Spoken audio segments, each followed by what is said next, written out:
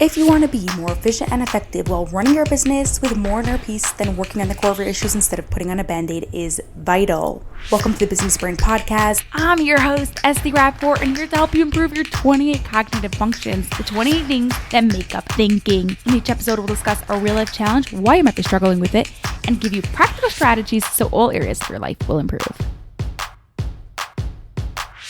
When your friend, partner, or client tells you something, you probably respond to them in a way that you would want to hear. But we all think a little differently, and we all have different life experiences that make us like different types of responses. So how do you know that your response is making the other person feel understood? That's what's coming up next on the Business Brain Podcast, episode 422. But first, what's your strongest cognitive function and which one needs some help?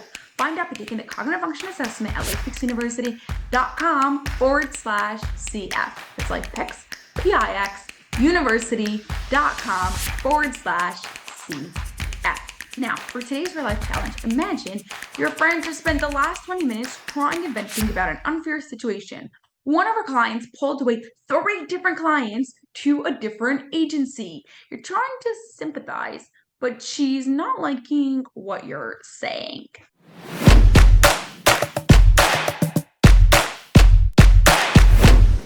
To really connect with another person and make them feel understood, you've got to use multiple cognitive functions, multiple thinking skills, including considering another perspective, giving a thoughtful response, stopping and thinking, and more. We're going to focus on searching for relevant cues, looking and using cues that are relevant. Whenever we're talking to another person, we've got to look for facial cues, cues in their tone of voice, nonverbal cues, even cues in the words they are not saying, right? All the social cues that we always learn about. But part of this includes, are they liking what I'm saying? How are they responding to the response that I'm sharing? Are they getting more mad? Are they calming down?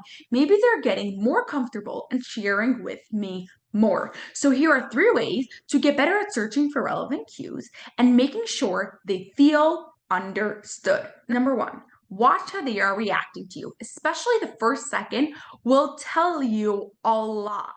Look for the tiny cues that they are not saying. Number 2, ask them open-ended questions. This always allows you to learn more about them, understand them better, so that way you can give better responses as the conversation moves on. And number 3, my absolute favorite that has helped me so much in my own life is ask them, write out what type of responses they like. Are they liking how you respond to them, or do they prefer a different approach? Not always is it best to do this in the situation when they're really mad. They can't really think about that right now. But later on, when they calm down or in another conversation, bring it up again. You will learn a lot about them.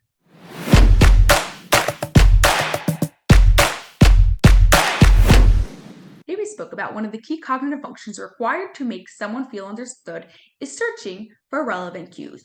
You can do this by watching their reaction to what you're saying or doing. Look out for what they are not saying. Number 2, ask them open-ended questions to learn more about them. And number 3, ask them to write out if they like your approach and the type of responses you give. Your challenge is to pick one of the 3 things we spoke about and use it at least 4 times over this next week and see what happens. Have an awesome rest of your day, and I'll catch you on the next episode.